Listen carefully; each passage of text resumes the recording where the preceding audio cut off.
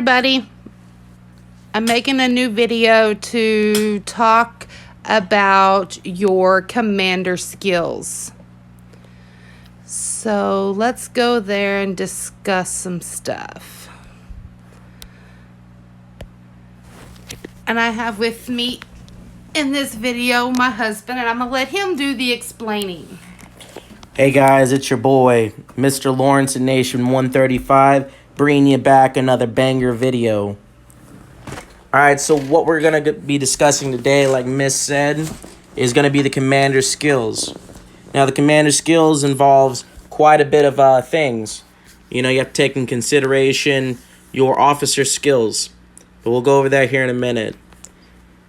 So, your commander skills, I mean, it's going to be best to always have some strength, meaning defense and HP for your melee. So typically what I would do is I would start off with the battle flags 1, the long range attack 1, recall all 1, melee HP, fleet speed, melee defense, wounded capacity 1, battle flags 2, long range attack, fast expansion, fleet speed, melee HP, and then SOS. That's the order that I would have it. And then kind of align your officer skills the same way that you're doing with your commander skills. So always have a long range attack. You can have long range expert on too. But you need to implement some melee HP and melee defense because, you know, in the future when you unlock Commander level 37, you're going to get SOS. You need to be able to have some strength on your defense because the stronger your defense is, the longer that your long-range troops will survive, meaning the more damage that you will do. I mean, this that I'm explaining is good for those that are under castle level 26, or, I mean, if you're 30. Now, if you plan to get 35, the new meta would obviously be mid-range since they buffed the mid-range troops.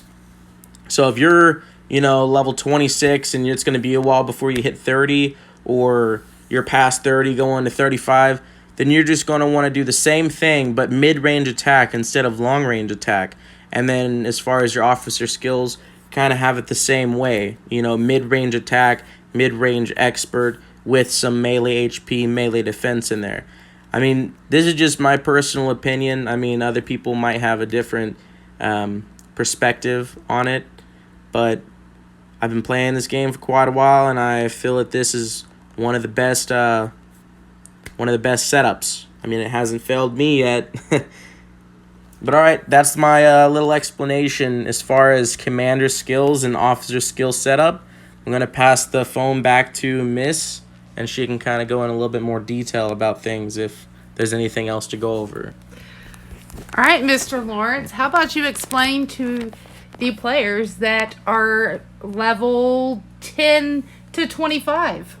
Level 10 to 25 castles, it goes the same way for them. I mean, like I said, if they're under 26, then I'll stick to the long range attack with the melee HP, melee defense.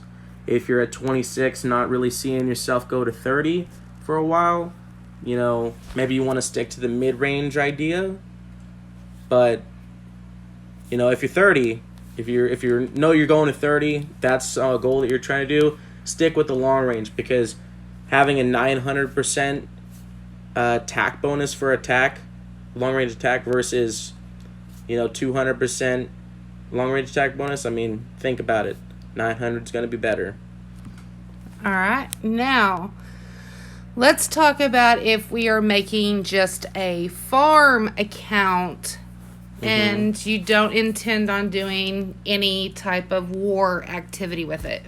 Okay, well, then you want to go to your development tab and you want to build this up. And essentially what I do is I go to building speed, load increase, harvest, and I always focus on my productions and my outputs. The gatherings, not really a necessity.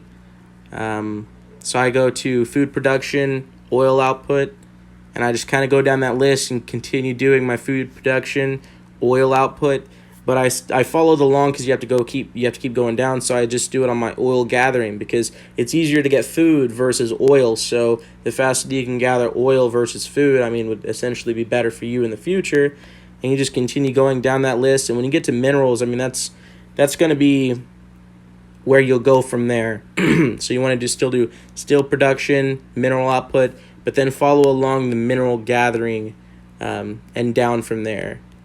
But I mean, it really depends on how high you want to go with your farm. Typically, you're going to want to build it up to 20, but you can get away with having it at 15.